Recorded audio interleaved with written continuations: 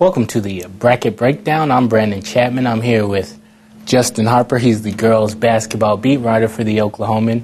And we're here with the Class 6A Bracket Breakdown brought to you by French Construction.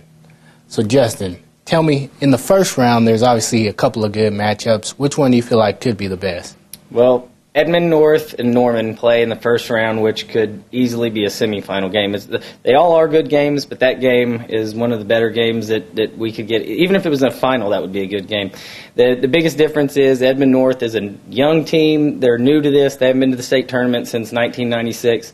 Norman's been there 5 years in a row, so it'll just be, does the team with the experience or the new up-and-coming team win out? But, you know, plus two city area teams, big crowd, should be a good game.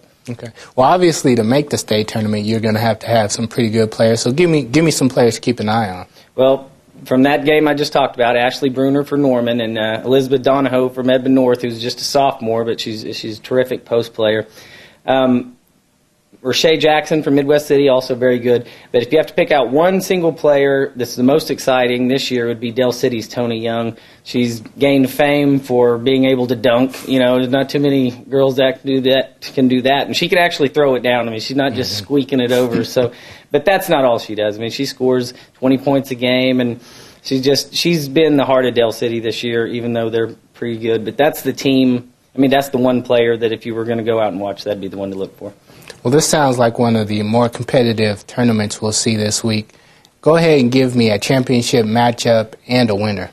Well, I think it will come down to the Mid-Del schools. I think it's going to be Del City, Midwest City for the final, which, I mean, that would be interesting in that they're such good rivals and they're 2 minutes away, you know, the high schools.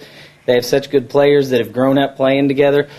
But the trick is here, Midwest City has just owned Del City for 2 years. I mean, Del City's 0-2 against them this year, 0-3 against them last year. They've lost 7 of the last 8, and yet Del City beats everyone else.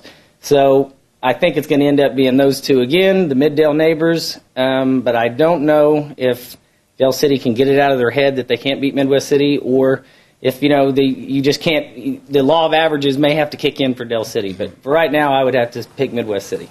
All right, Justin, we appreciate your expertise. Log on to newsok.tv all week, as we'll have plenty of state tournament coverage.